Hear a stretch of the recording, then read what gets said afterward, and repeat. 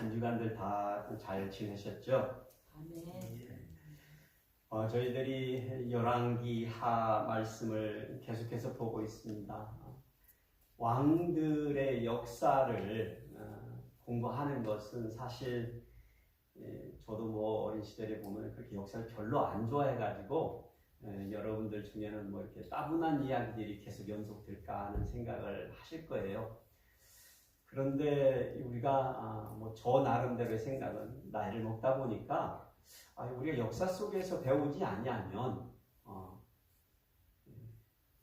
우리가 읽는 뭐 책이나 아니면 어떤 사람을 통해서 배워서 깨달아서 어떻게 이 세상을 잘 살아날 수 있을까 하는 어떤 그런 지혜들을 습득할 것 같지만 하나님의 말씀 가운데 참 많은 부분들을 이런 역사에 이스라엘의 백성들의 역사를 이렇게 우리들에게 기록해서 주신 하나님의 뜻을 보면 분명 우리에게 역사를 통해서 배우라 하신 하나님의 그 마음이 있다라고 저는 생각합니다.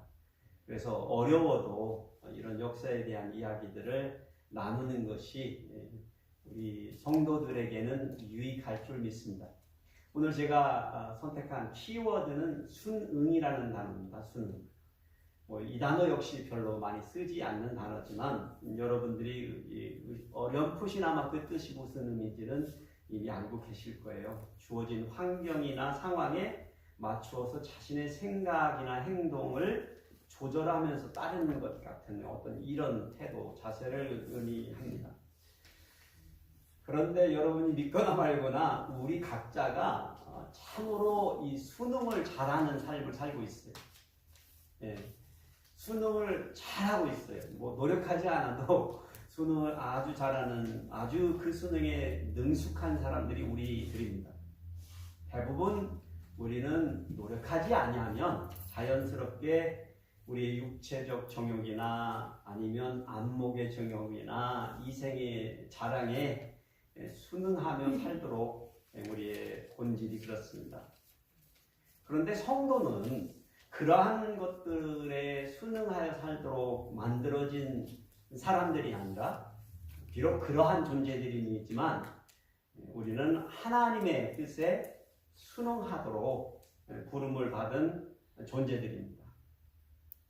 세상에서 성공을 하는 삶을 사는 사람들을 이렇게 보면 대부분의 사람들은 자기에게 주어진 환경을 뛰어넘어서 초월해서 더 큰 뜻이나 더 위대한 목적을 자기들의 삶의 모토로 붙들고 살 때 그러한 일이 가능해지는 것을 볼 수 있습니다.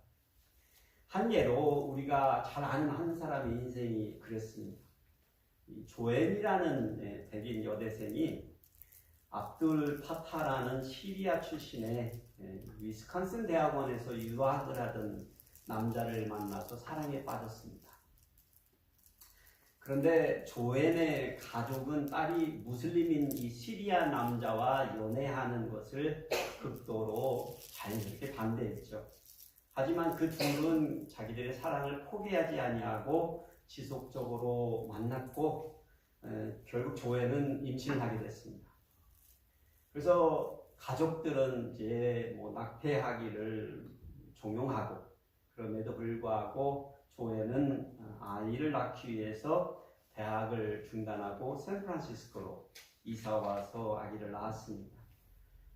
아기를 낳았지만 강력한 부모의 반대와 그 환경 때문에 그 아이를 키울 수 없었어요. 그래서 결국에는 두 사람이 헤어졌고 아이는 입양으로 보내게 되었습니다. 그렇게 해서 그 아이가 입양되어서 다른 부모에게서 양육을 받게 되고 그 아이는 자기의 친아버지와 친어머니가 누군지를 모르고 어린 시절을 그렇게 자라갔습니다.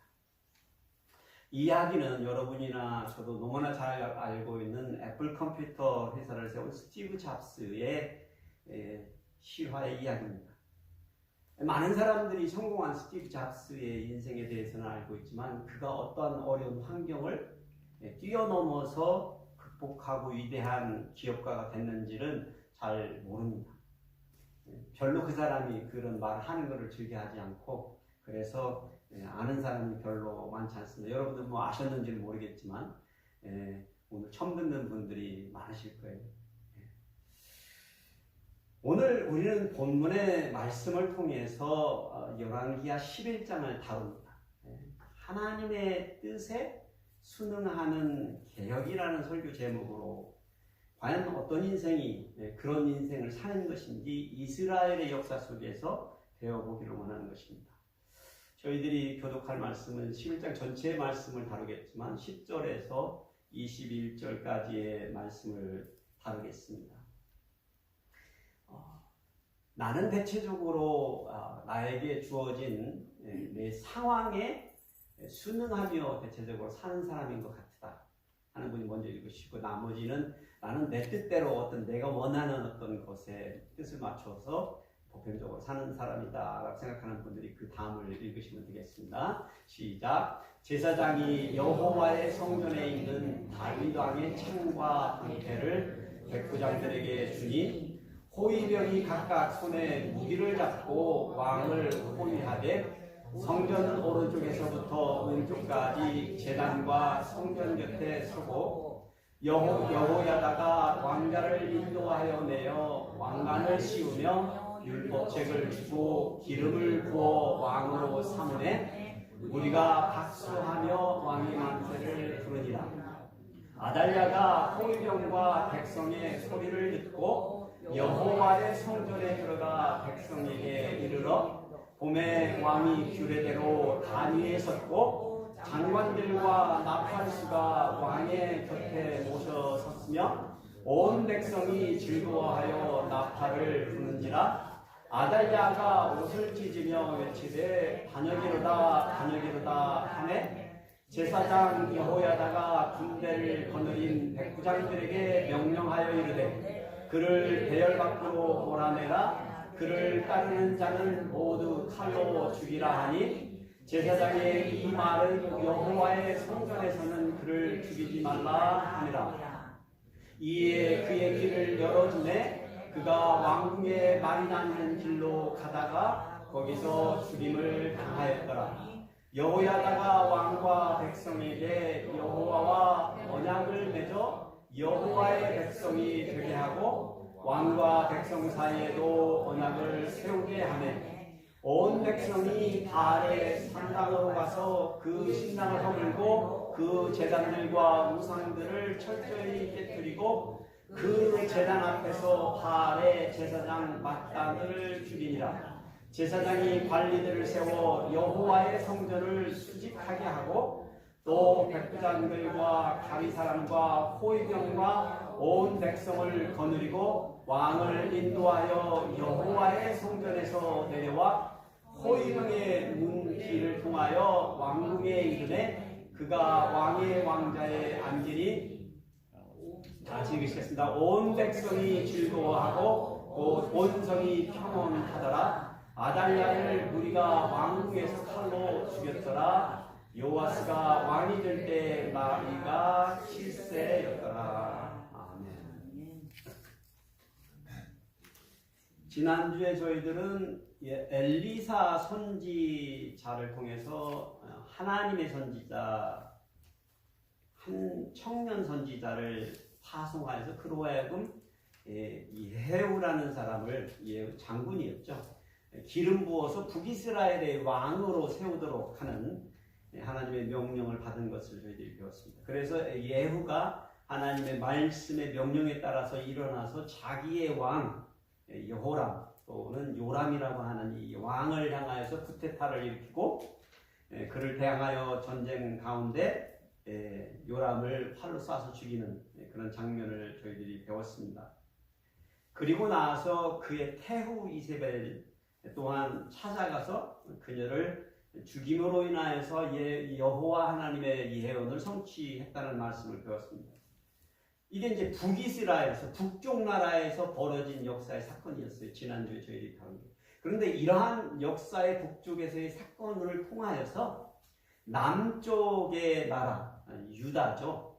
유다에서도 그 나라의 역사가 송두리째 바뀌어져 버리는 놀라운 기가 막힌 일이 벌어지고 있습니다. 그래서 오늘 저희는 그 역사를 통해서 저희들이 배울 수 있는 세 가지 영적 원리를 찾아보기를 원합니다.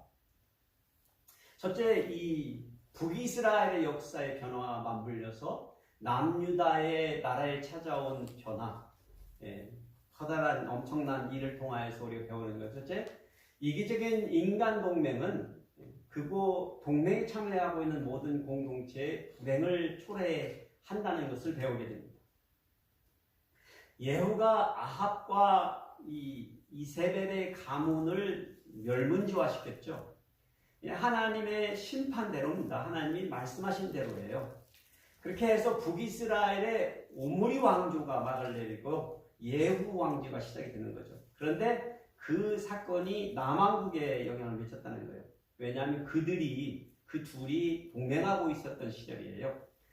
북왕국의 왕과 남왕국의 왕이 사이좋게 서로 동맹하고 있었을 시기였습니다. 예후가 전쟁 중에 다쳤던 요람을 그렇게 이제 죽이려고 할 때, 그때 요람은 병중에 있었고 그 병중에 있는 왕을 병문안 놓은 사람이 있었는데 그게 남왕국의 왕이었습니다. 그가 아하시아인데 남왕국의 왕이 북왕국의 왕을 병문안에 있다가 예후가 지금 쿠데타를 이루는 그 사건에 휘말려서 그도 역시 죽어버리게 된 겁니다. 제가 지난주에 말씀드렸죠. 남왕국과 북이스라엘의 왕 둘 왕이 같은 날 죽은 거는 이 사건이 처음이자 마지막인 이스라엘 사건이라고요. 그런데 오늘 본문을 보니까 남쪽에 있었던 한 사람이 자기 나라의 왕이 죽었다는 소식을 들었는데, 이 소식을 들은 사람이 그냥 왕과의 관계가 그냥 아무런 관계가 아니라 자기의 아들인 어머니가 이 소식을 들은 겁니다. 자기 아들 남유다의 왕이 북이스라엘에 가서 죽임을 당했다는 소식을 들은 거예요. 그의 어머니가 그런데 그게 누구냐면 여호람의 아내예요. 이름이 아달리아라는 여자예요. 아달리아라는 여자. 들은 거예요. 그러면 어머니라면, 정상적인 어머니라면 아들이 죽었을 때 어떻게 하죠? 슬퍼하죠. 당연하게 천지가 무너진 듯한 슬픔을 느껴야 할 그런 사건이 벌어진 것입니다. 그런데 제가 아달리아를 좀 소개를 해드릴게요. 그가 북왕국의 이스라엘의 공주였던 이제 공주였는데 그게 누구냐면 아합과 이세벨의 딸인 거예요. 아달리아가 누구라고요? 북왕국의 이스라엘의 아합과 이세벨의 딸이었다는 거예요. 그녀가 남유다로 정략 결혼을 해가지고 여호람이라는 왕하고 결혼을 한 거예요. 그러니까 이세벨의 딸이죠. 아합의 딸이죠. 근데 그가 남왕국의 왕비가 된 거예요. 그러다가 남편이 죽으니까 그 아들이 왕이 된 거예요. 아하시아가. 근데 그 아하시아가 북왕국의 왕과 이제 동맹에서 화친하다가 불행히도 죽었다는 소식을 들었다는 거예요. 이 예후가 쿠데타를 벌인 이때요, 그 오므리 왕조의 모든 사람들이 멸절해 갔잖아요. 아합의 아들들 70명이 죽고요. 또 그 사건에 남유다들이 사람들이 휘말려가지고 아하시아 왕의 조카들이 42명이 죽었다고 나와요.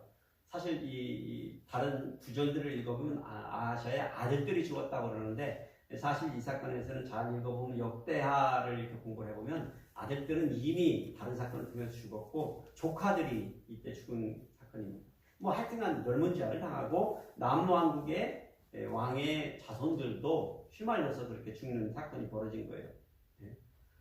그러니까 아달리아가 자신의 아들 아하시아가 죽었는데 이제 그녀는 자기의 아들들을 이미 다 잃어버린 거예요. 그래서 남아있는 후손이 있는데, 자손들이 있는데 그녀의 손자, 손녀들인 거죠. 손자, 손녀들.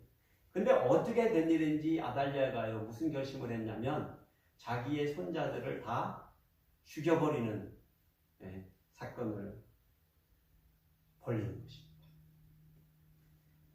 생각을 해보세요. 어머니가 아들이 죽었는데 어머니가 자기가 권력을 장악하고 싶어서 자기 아들들이죠. 그러니까 왕이 될 수 있는 다음 아들을 승계한 그 사람들을 다 죽여버렸다. 참 그런데 잘 생각해 보면 이 아달랴의 이 죄싹이 어디에서 왔을 것 같으세요? 이 모든 재앙의 씨는 사실은 이세벨에서부터 시작이 됩니다. 이세벨이 원래는 시돈의 공주였잖아요. 그는 북이스라엘의 시돈의 공주인데 북이스라엘 왕 아합에게 시집을 와가지고 바알과 아사레의 우상을 그렇게 퍼뜨린 거예요.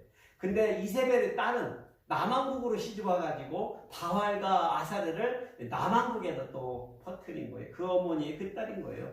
둘 다 딸과 어머니가 다 악의 화신이라고 불려도 뭐 아무런 문제가 되지 않을 그런 사람들이에요. 그러니 하나님의 분노를 당연하게 살 수밖에 없었는 사람들입니다.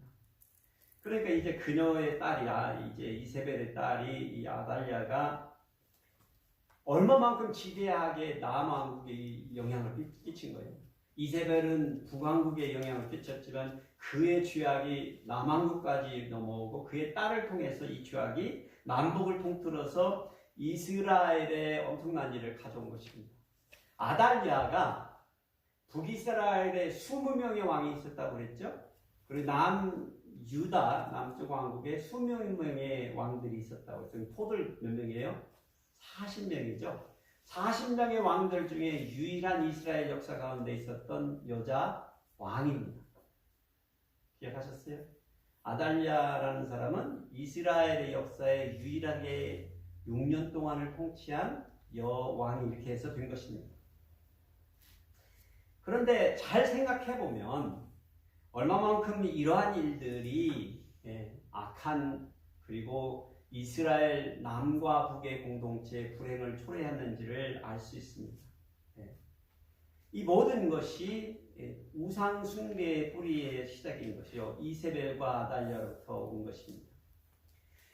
남유다가요. 전체 역사를 보면 이제 주전 930년부터 분열 왕국이 시작되어서 멸망하기 586년까지 역사를 보면 한 344년, 345년의 긴 역사입니다. 남유다는.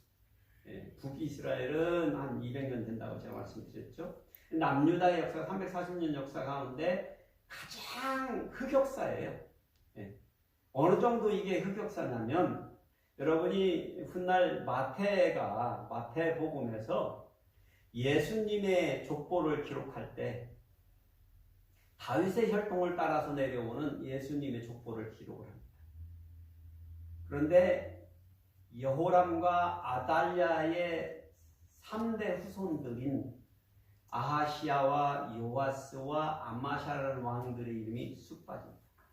여러분들 공부를 안 하셨으면 그냥 있어서 그냥 줄줄이 마태가 기록을 했을 거라고 생각하시지만 무슨 얘기예요? 마태가 실수로 이 세 왕을 빠뜨린 게 아니고 그 이유가 있는 거예요. 아달랴를 통해서 나왔던 그 후손의 3대를 빼버린 겁니다. 메시지가 있나요? 당연히 메시지가 있죠. 피의 혈통으로는 다윗의 혈통이고 메시아는 분명히 그 혈통을 따라서 왔어요. 그러함에도 지워버리는 거예요. 지워버리는 거예요. 저는 마태가 알고도 하나님의 뜻 가운데서 일부러 그 역사를 그렇게 지워버렸다라고 생각합니다. 악의 뿌리는 끈질기고요. 그리고 악에 대한 부분에 있어서는 심판은 늘상 왔다고 제가 말씀을 드렸습니다. 아달랴가 어머니 이세벨처럼 바알의 신앙의 씨를 다윗의 나라에 뿌린 거예요. 그렇게 시돈에서 온 이 우상숭배가 그렇게 해서 이스라엘 전체에 퍼져버린 겁니다. 모든 나라의 백성들이 북과 남의 백성들이 불행을 겪게 되는 거예요. 하나님을 떠나서 우상숭배를 하면 어떻게 될 거라고 생각하는 거예요. 사람들은 인간적으로 세상적으로 동맹을 하면 우리가 생각하는 대로 모든 것이 형통하리라고 사람들은 착각하지만 그랬냐는 거죠. 역사는 그렇게 흘러가지 않았다는 거예요. 자기들이 의도한 대로 세상이 되어지지 않는 거라는 것이죠. 왜? 하나님의 뜻을 벗어나서는 하나님의 선하신 뜻이 나타날 리가 없다는 것이죠. 그러니 온 나라와 온 집안들이 피비린내 나는 역사를 만들어가면서 그렇게 불행의 통로로 변해버린 것입니다. 이기적인 인간 동맹, 그것에 참여하는 사람들의 모든 공동체에 뭘 불러온다고요? 불행을 불러온다는 거예요. 이것이 우리 사람들이 조심해야 될 거예요. 나를 통해서 나만 불행해지는 게 아니라 나를 통해서 연관된 모든 사람들이 불행해지는 그런 삶의 주인공이 돼서는 안 되고, 그런 주역이 돼서는 안 되고, 그런 존재가 돼서는 더더욱이 안 되는 것이죠. 주의 백성을, 우리를 성도로 불러주신 이유는 내가 세상에 빛이 되기를 원하시는 거죠. 나를 통하여 세상의 어둠들이 물러가고, 나를 통하여 세상이 밝아지고 고다지고 더욱더 아름다워지고 선해지는 것을 원하시는 하나님의 뜻이라는 거예요. 그런데 그것이 인간 연합을 통해서 이루어지는 것이 아니라 우리가 우리의 신앙의 믿음을 하나님의 뜻에 연합시킬 때 가능합니다. 내 생긴 대로 사는 걸로는 절대로 되지 않습니다. 내 기대와 내 뜻에 순응하는 삶을 사는 사람들은 절대로 내 주위의 모든 공동체의 행복을 불러오지 않습니다.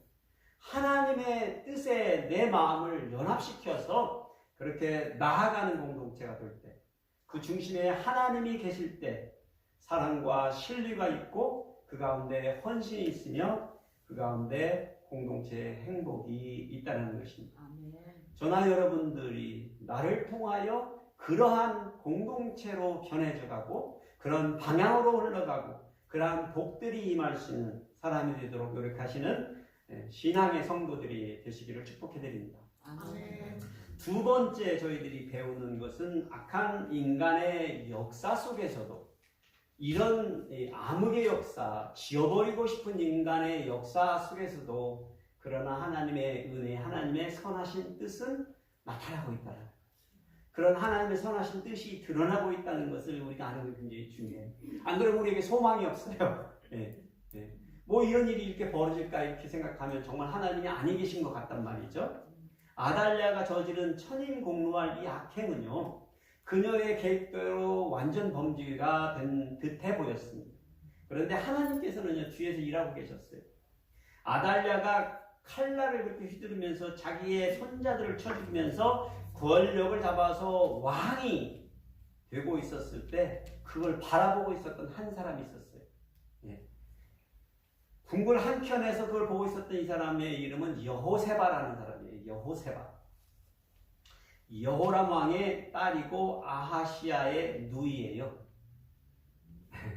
그러니까 누구예요? 그냥 결론적으로 말하면 아달랴의 딸인 거죠. 아달랴의 딸인 거예요. 엄마가 그렇게 하는 걸 보고 있는데 자기의 오빠의 조카들과의 그 관계가, 조카들을 어머니가 이렇게 죽이는 걸 보면서 얼마나 놀랬겠어요. 아무리 자기 어머니지만 그것이 잘못된 것을 몰랐을 리 없잖아요. 아는 거죠. 그래서 어떻게 하냐면 갓난아기가 있어요. 막내둥이. 갓난아기를 몰래 빼가지고 숨겨. 자기 침실에, 그 갓난아기 그때 당시 이제 왕국이니까 유모가 있으니까 유모하고 같이 자기 침실에 숨깁니다. 자기 어머니는 여왕이 돼서 이제 통치를 시작을 했어요. 어머니는 이제 다 죽였다고 생각하는 거예요. 모든 사람을 다 죽였다. 6년 동안은 그렇게 통치하는 기간 내내 이 어린아이는, 갓난아기는 6년 동안에 여호와의 성전에서 제사장 여호야다의 양육을 받으면서 자라게 되는 겁니다. 세상에 알려지지 않는 존재로 그렇게 그냥 숨겨져서 자라게 되는 거예요. 여호야다는 당연하게 여호세바라는 이 사람에게 소리를 들었기 때문에 누군지 다 알고 양육을 시킨 거예요. 그러다가 하나님의 때가 온 거예요. 제사장 여호야다가 드디어 이제 이 어린 요아스 왕자를 세상에 내보일 때가 됐습니다. 그가 정통성 있는 왕이 되어야 될 사람인 것을 알기 때문에 그를 공식적으로 유다의 왕으로 즉위시키는 일을 감행합니다. 뭐 물론 세심한 계획이 필요한 거잖아요. 아달랴가 여왕으로 지금 정치를 하고 있는데 갑자기 이 요아스라는 이 왕자가 등장을 해야 되는데, 그래서 여호야다 제사장은 계획을 이제 군사들과 호위병들과 궁궐을 지키는 사람들을 뭐 매수하든지 뭐 이제 계획을 같이 나누든지 어쨌거나 마음이 같이 합쳐진 사람들의 거사할 계획을 말하고요. 모든 군대에 3분의 1은 왕궁을 지키고 3분의 1은 수르의 문을 지키고 나머지 3분의 1 성전 주변에서 왕좌를 지키도록 다 이렇게 명령을 한 다음에 모든 호위병들에게 무기를 장착하고 너희는 각각 손에 무기를 잡고 왕을 호위하며 너희 대열을 침범하는 모든 자는 죽이고 왕이 출입할 때에 시하도록 명령. 이거 왕을 보호하라는 거죠. 그런데 왕을 치러 오는 어떤 사람이라도 오면 다 죽여버리도록 명령을 내린 것입니다. 그리고 나서 드디어 D-Day가 왔어요. D-Day. 예. 그래서 요아스 왕자가 이렇게 성전으로 들어오면서 즉위식이 시작된 거예요. 예. 왕으로 기름 붓는 행사를 시작한 거예요. 여호야다가 성전에 보관되어 있었던 다윗 왕의 창과 방패를 호위병에게 전달하고 요아스 왕자가 다윗 왕가의 이 정당한 후계자임을 상징하기 위해서 다윗 왕의 창과 방패를 그렇게 가지고 나온 겁니다. 그리고 이제 요아스가 성전의 중앙에 서 있고 여호야다가 그에게 왕관을 씌워주면서 율법책을 건너주는 거예요. 율법책. 이게 상징하는 게 있습니다. 여러분 잘 보시면. 그리고 나서 기름을 부어서 이 유다의 왕으로 선포를 합니다. 뭐 그런 이제 그 뒤에 있었던 모든 사람들이 환호하고 박수치면서 왕의 만세를 그렇게 외쳤습니다. 사실은 뭐 이게 아름다운 장면이지만 사실 이 장면은 반역하는 장면이죠. 지금 여왕이 살아있으니까. 예. 그런데 이 모든 것이 선하신 하나님의 원래 뜻이었다는 거예요. 처음부터가. 예.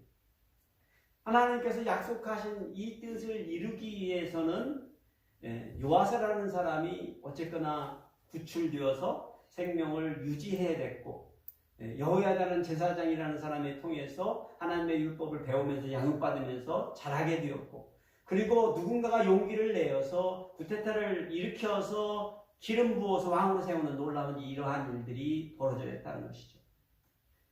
암흑의 세계 속에서 인간의 이 암흑의 죄의 권세 잡은 자들이 판치는 세상에서도 여전히 하나님의 의로운 뜻을 드러내기 위해서 목숨을 바쳐서 일어나는 사람들이 있는 것을 볼 때 우리는 하나님의 선하신 뜻을 바라보게 되는 것입니다. 그런데 저나 여러분이 생각하시기에 하나님의 선하신 뜻을 생각할 때마다 우리는 뭘 착각하냐면 그 선하신 뜻이 우리가 보는 관점에서 아름다울 거라고만 생각하는 거예요. 그렇지 않다는 거예요. 하나님의 선하신 뜻은 인간의 악한 죄악들을 물리치고 심판하셔야 되기에 그 칼날에 피가 묻어있는 역사라는 것을 우리는 누누이 역사를 통해서 배우게 됩니다. 아멘. 그냥 좋게 좋은 것이 아닌 거예요. 우리는 늘상 그랬으면 좋겠다 생각하지만 그거는 우리가 세상에 적응하려고 하는 거고 순응하려고 하는 것이고 뭐 그냥 우리는 평화주의자라고 생각하시겠지만 하나님의 능력과 권세는 그렇게 나타나지 않습니다. 대부분의 경우에. 우리는 그래서 성도들은 배워야 될 것은 하나님의 뜻은요 때로는 우리의 이해를 넘어서는 방법으로 나타난다는 것을 인정해야 합니다. 그래서 우리 성도가 우리의 믿음을 바라볼 때 그분의 계획에 순종하고 그분의 비전에 순종한다는 것은 그저 그냥 사라지는 대로 사는 것을 말하는 것도 아니고 모든 사람과 평화를 화친을 이루는 것을 말하는 것이 아닙니다.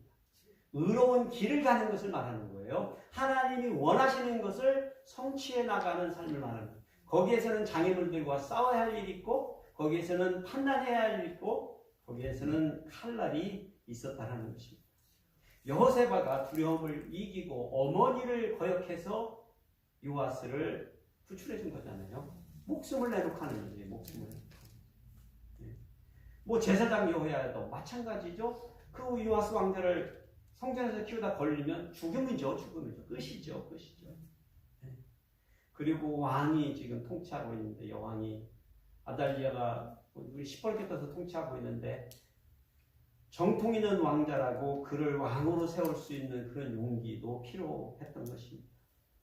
그래서 우리 성도들은요, 때로는 하나님의 뜻이 인간의 암흑의 역사 속에서 드러내는 하나님의 이 선한 뜻을 드러낼 때 그곳에는 두려움을 이기는 용기와 지혜로움도 요구된다는 것을 배웁니다. 우리 성도는 매일의 삶 속에서 직면하는 도전과 어려움이 있습니다. 그런데 그것에 그냥 순응해서 사는 것은 믿음 있는 삶이 아닙니다. 그러한 도전과 어려움을 믿음으로 극복하고 대면하고 싸워나갈 수 있는 용기를 필요로 합니다. 그것이 하나님의 뜻에 순응하는 삶입니다. 그것이 그분의 영광을 이 세상에 드러내기 위해서 사는 담대한 믿음인 것입니다. 우리에게 믿음을 주신 이유는 그 믿음이 이 세상을 살기에 필요한 것이기 때문에 그래요. 믿음이 없어도 성실하게 사는 많은 분들이 계신데 그거는 누구나 다 살 수 있는 방법이에요. 그렇지만 우리는 성실하게 이 세상을 살도록 부름받은 사람이 아니고 믿음으로 이 세상을 이기어 싸워 살아갈 수 있도록 살도록 도전받은 성도님들인 것을 기억하시는 저나 여러분이 되시길 축복드립니다. 세 번째로는요, 약속되어진 다윗의 나라에서도 하나님의 영광은 누군가에 의해서 성취되어야 한다는 것입니다. 하나님의 영광은 당연히 하나님께서 성취하시겠죠. 그런데 늘상 하나님은 하나님 자기 백성을 통해서 자기의 뜻을 성취하시기 때문에 이 마지막 원리가 중요합니다. 요아스 왕자가 드디어 공식적으로 유다의 왕이 되었어요. 그런데 여왕인 아달랴 여왕이 저쪽 궁궐에서 들으니까 소리가 나는 거예요. 백성들이 왕의 만세를 부르는 소리가 들린 거예요. 떠들썩한 거예요. 그러니 이제 대신들이 달려왔을 거예요. 반역입니다 하고 이제 이런 소리가 났을 거 아니에요. 뭐 들어보니까 요아스라는 왕자가 살아남았는데 걔를 왕으로 추대했다는 소리를 들은 거죠. 그러니 뭐 아달랴가 부랴부랴 자기 군대를 데리고 성전 쪽으로 달려왔습니다. 그러니 딱 와보니까 요아스가 왕관을 쓰고 중앙에 서서 있고 나팔을 불고 사람들이 막 즐거워하고 있는 것이 보이는 거예요. 그러니 뭐 아달랴가 막 자기 옷을 찢으면서 분하게 여기면서 반역이로다 반역이다라 막 소리칩니다. 그러니까 제사장 여호야다가요 침착하게 주위에 있었던 백부장들에게 말합니다. 그녀를 성전 밖으로 몰아내어서 죽이라. 성전 안에서는 죽이지 말라는 말을 그렇게 하는 것입니다. 결국엔 그렇게 그녀는 그 시간에 왕궁의 그 말이 달리는 길로 몰려나가서 그곳에서 쳐 죽임을 당한 것입니다. 그렇게 해서 요아스가 7살 난 요아스가 성전에서 이제 왕궁으로 호위되어서 왕자에 오르게 되는 역사를 오늘 저희가 공부한 것입니다. 그런데 보시면 제사장 여호야다가 한 아주 중요한 일이 있어요. 그가 새로운 왕과 백성 사이에 언약을 맺었다라고 말합니다. 이 언약을 맺은 것이 중요한 것이 뭐냐면 다른 왕들을 세울 때 북이스라엘 왕들도 마찬가지였지만 남왕조 왕들도 이미 하나님을 떠나서 우상 숭배를 하던 왕들이었습니다. 그런데 제사장 여호야다를 통하여 하나님과 백성 왕과의 이 언약이 맺어짐으로 인하여 믿음이 어떻게 다시 된 거죠? 믿음이 회복된 거예요. 이게 굉장히 중요하다는 거예요. 요아스 왕이 7살밖에 안 됐잖아요. 그러니까 어떻게 생각하면 제대로 된 판단은 할 수 없잖아요. 그렇죠? 네. 무슨 일이 벌어지는지는 알겠지만 제대로 된 판단을 할 수 없으니까 결국에는 주위에 있는 사람들이 올바로 섰을 때 이게 올바로 서는 나라가 될 수 있겠잖아요. 근데 여호야다, 제사장 여호야다의 목이었던 것입니다. 그래서 그를 통하여서 유다의 나라에 하나님이 기뻐하시는 거룩한 제사장 나라가 될 수 있었던 것입니다. 그 영적 리더십 아래에서 남유다의 개혁이 시작된 거예요. 본문의 18절에 보니까 이렇게 나와요. 온 백성이 바알의 신당으로 가서 그 신당을 허물고, 그렇죠. 우상 숭배하는 바알의 신당을 깨부수는 것이 필요했던 거예요. 그 제사장들과 우상들을 철저히 깨뜨리고 그 제단 앞에서 바알의 제사장, 그것을 섬기던 제사장, 그것을 추진해 나가고 그것을 확산시키는 제사장 막단을 죽이니라. 그리고 나서 관리들을 세워서 여호와의 성전을 수직하게 하였다라고 증언합니다. 왜 하나님의 성전이 수직되는 것이 중요하다고 여러분 생각하세요? 왜 하나님의 교회가 보수되어져야 되고 새롭게 세워져야 한다고 여러분 생각하세요? 왜냐하면 하나님의 임재를 상징적으로 드러내는 곳이기 때문에 그렇습니다. 하나님이 여기에만 계시다고요? 아닌 거 이미 다 아시죠? 예. 그러니까 그냥 어디처럼 그냥 버려줘도 된다고요? 아니에요. 하나님의 임재와 영광을 드러내는 상징성 있는 메시지들을 하나님의 나라의 백성들에게 나타내 주기 때문에 우리는 가꾸고 쓸고 닦고 세상의 것들보다 더 멋지고 아름답고 값지게 유지해야 할 책임이 저는 있다고 생각합니다. 요즘 성도들이 어떤 분들은 그래요. 뭐 교회에다가 뭘 처바르냐고. 아니 세상에 내 집에도 처바르는데 기업들을 보세요. 스타벅스를 가보세요. 맥도날드를 가보세요. 처발라놨어요. 왜요? 돈 벌기 위해서. 7년마다 리마델링을 해요. 왜요? 그래야 사람들이 오니까. 안주할 수 없습니다. 하나님의 교회라. 저는 그렇게 생각해요. 아멘. 여기에 중요한 말이 있잖아요. 여호와의 성전을 수직하여. 아멘. 누군가가 뭐 교회는 수수해야 돼요? 검소해야 돼요? 아니요. 하나님의 위대한 영광과 그 능력과 권세를 드러내는 곳이 되어야 돼요. 아멘. 우리 성도들이 그런 영광과 능력을 드러내지 못하면 사실 우리가 머무르고 있는 이 공동체라도 그래야 된다고 저는 생각해요. 물론 하나님께서는 모든 사람이 우리가 관여하는 모든 일들이 그렇게 세상에 영광을 드러내기를 원하세요. 아멘. 성도에게서도 그런 놀라운 일이 벌어지기를 원하시고 교회를 통해서도 마찬가지예요. 아멘. 할렐루야. 저는 하나님의 성전이 쓰러져 가는 것을 볼 때마다 너무나 안타깝습니다. 주여. 옛날에 선교사님들이 한국에 와서 건물을 1890년, 그때 저는 건물들이 아직도 벽돌들이 튼튼하게 서 있는 것을 볼 때마다 감탄합니다. 제가 아프리카 가가지고 우리 한인 성도들이 도네이션 해가지고 선교사님들이 피땀 흘려가지고 흑벽돌을 만들어가지고 성전을 쌓는 거예요. 뭐 얘기는 할 수 있어요. 우리가 뭐 100불씩 도네이트하면 한 뭐 5,000불이면 성전 하나 질 수 있어요. 선교사님들 경과 은혜로운 간증해요. 그게 제가 선교 다니던 30년, 40년 전이에요. 지금 가면 그 성전이 그대로 서 있겠어요? 옆에 집보다도 못해요. 옆에 집보다도. 세상은 변했고 이미 시멘토로 그냥 올라가고 있어요. 이런 나라들도. 그런데 성전은 아직도 쓰러져가는 흑벽돌. 무슨 의미가 있어요? 저는 개혁 가운데 하나님의 영광이 드러나야 된답니다. 그 영광은 누가 성취합니까? 하나님의 사람들이 합니다. 그것은 가시적이며 내적이죠. 맞습니다. 우리가 성도고 우리가 교회가 우리 성전이에요. 맞아요. 그럼에도 불구하고 세상 사람들은 이곳을 하나님을 예배하는 곳, 하나님이 임재하시는 곳이라고 알고 있죠. 그래서 우리가 수직해야 되는 것이죠. 요아스 왕이 되고 여호야다가 개혁을 할 때 그래서 여호와의 율법의 말씀과 함께 성전을 수직하는 일을 감당했던 것입니다. 그리고 그 결과가 뭐예요? 20절에 이렇게 나죠. 온 백성이 즐거워하고 온 성이 평온하더라. 잠시나마 유다의 역사에 그런 적이 있었다는 것입니다. 다윗의 나라에도 하나님의 영광이 그렇게 회복되었다는 것입니다.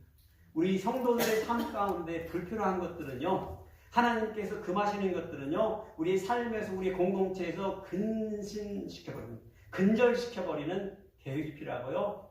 그러한 헌신이 필요합니다. 하나님이 말씀하시니까 내가 하고 싶어도 하지 말아야 된다는 거예요. 할 필요가 있다고 생각해도 하지 말아야 된다. 어떤 의미에서는 이것이 개혁입니다. 우리가 하나님을 향해 바로 서고 올바르게 예배할 수 있도록 바로 세우는 진정한 개혁이 우리들에게 필요합니다.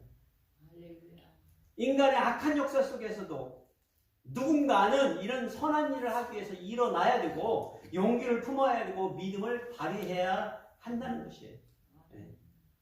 그리고 늘상 역사 가운데 그리 했다는 것이 우리의 소망입니다.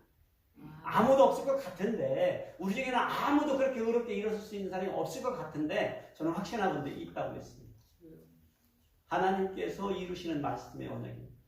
하나님은 지키실 거고요, 보호하실 것입니다. 그렇게 하나님은 선하신 뜻을 우리의 공동체 안에서도 드러내실 것입니다. 그게 우리가 바라고 기대하는 것이기 때문에 우리가 믿음이 제대로 된 사람들이라면 우리 내면 속에 깊이 그것을 갈구하고 있고 갈망하고 있다는 거예요. 우리가 잘못된 것들이 무엇인지를 알고 있기 때문에 그렇습니다.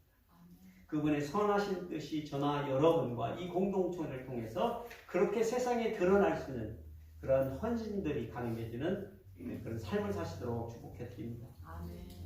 우리가 기억할 거 한 가지 원리가 있습니다. 성도는 올바른 예배를 드리기 위해서 자신의 삶을 개혁하고 불필요하고 해로운 요소들을, 특히 우상 숭배를 제거하고 하나님의 뜻에 순응하는 그런 삶을 살아갈 때, 그런 선택을 할 때 결국은 우리의 삶이 천국의 평화, 하늘에서 주는 평화, 이 세상이 주는 평화가 아니라 하늘에서 주는 그 기쁨을 비로소 우리가 체험할 수 있다는 것입니다. 여러분, 저와 여러분이 예수님을 믿어서 부하게 살지 못하게 될 수도 있어요. 그러나 적어도 최소한도로 말씀 가운데서 우리에게 약속해 주시는 것은 평안한 마음을 누릴 수 있어요. 없는 가운데도 기쁨을 누릴 수는 있어요. 그 약속을 해주시는 것입니다. 이스라엘의 역사 가운데 아달랴와 이 요아스의 이야기는요, 단순한 역사 그 이상의 의미를 우리 성도들에게 전해주고 있습니다. 하나님의 뜻이 인간의 계획과 악의 네트워크의 이 상황의 가운데서 어떻게 그러한 것들을 뛰어넘어서 인간의 역사 속에서 그 영광을 드러내시는지를 우리에게 보여주는 것입니다. 때로는 우리가 이해할 수 없어요. 이런 악한 일들이, 이런 불행한 일들이, 잘못된 일들이 왜 일어나는지 알 수 없지만 중요한 것은 이러한 가운데에서 우리는 의로운 일이 무엇인지를 알아간다는 것이죠. 깨달아간다는 것이죠. 그리고 그 가운데서 우리가 우리의 신앙을 회복해야 될 필요성들을 우리가 알게 된다는 것이죠. 그것이 우리가 배우는 것이잖아요. 그렇죠? 그리고 나서 우리에게 보존해 주는 게 있어요. 우리가 해야 할 일이 있구나. 이 요아스를 위해서 여호야다가 해야 할 일이 있었듯이요. 우리 성도들 개개인의 삶 가운데서 여러분을 부르신 하나님의 뜻은요, 여러분들을 통해서 신앙의 공동체와 여러분의 가정과 여러분의 기업 가운데서 해야 할 일들이 있음을 알려주시는 것입니다. 그들이 일어나서 바알의 제단을 쳐 부수고요, 신상을 쳐 부수고 깨트리고 해야 할 일이 있었듯이 하나님께서 기뻐하지 않는 것들을 그렇게 과감하게 제거하고 그렇게 해야 될 의무가 우리 가운데 있다는 거예요. 왜? 하나님께서 미워하는 것들은 결국에는 이 인류 역사의 불행이기 때문에 그렇습니다. 하나님의 성전을 우리 안에서 회복하는 일 중요하죠. 하나님의 공동체 교회를 우리 안에서 회복시키는 것이 중요합니다. 우리 성도들이 변화해야 하지만 우리 성도들이 몸담고 있는 이 교회도 저는 변화해야 된다고 생각합니다. 진정한 예배자가 되는 것은 겉과 안이 동일하게 거룩해지는 것을 의미합니다. 청소되어지는 것을 원합니다. 하나님께서 바라시는 그런 것입니다. 개혁이라는 것은 내 뜻에 순응하는 사람이 아니라 세상에 순응하는 사람이 아니라 누구의 뜻에 순응한다고요? 하나님의 뜻. 그것이 진정한 개혁을 불러오는 것입니다. 하나님 앞에 바로 선다는 것. 우리가 늘상 해온 여러분들 가운데는 60년, 70년 신앙생활의 여정을 걸어오신 분이 있으실 거예요. 그런데 그 여정을 걸을 때마다 뒤돌아보면 우리는 수도 없이 내 삶에, 내 생각과 내 기대에 순응하는 삶을 선택해왔다는 걸 보실 수 있어요. 언젠가 한 번은 내 뜻이 아니라 하나님의 뜻, 언젠가 한 번은 내가 생각하기에 좋은 길을 가기보다는 하나님에게 덕이 되는 그 길을 선택해서 가는 그런 결정들을 했는지를 되돌아보는 시간이 필요하다고 생각합니다. 우리는 성실하게는 살고 있는 것 같아요. 대부분의 많은 성도들은 주어진 그 삶에 성실하게는 살고 계신 것 같아요. 그런데 그게 여전히 세상에 순응하는 길이라면 과감하게 일어설 수 있는 개혁의 삶을 살아야 된다고 저는 생각합니다. 아멘. 할렐루야. 그래야만이 하나님께서 기뻐하시는 삶을 사십니다. 아멘. 아멘. 하나님이 그래 그냥 그러구나 뭐 그쵸 자식 보듯이 그냥 덤덤하게 이렇게 보시는 존재로 사시는 것보다는 하나님 우리가 사는 것을 보시고 기뻐하실 수 있는 삶이 되려면 하나님의 뜻에 순응하는 저와 여러분이 그렇게 되어야 된다고 도전해드립니다. 그러실 수 있도록 그 길을 선택해 가실 수 있는 저와 여러분이 되시기를 축복해 드립니다. 아멘.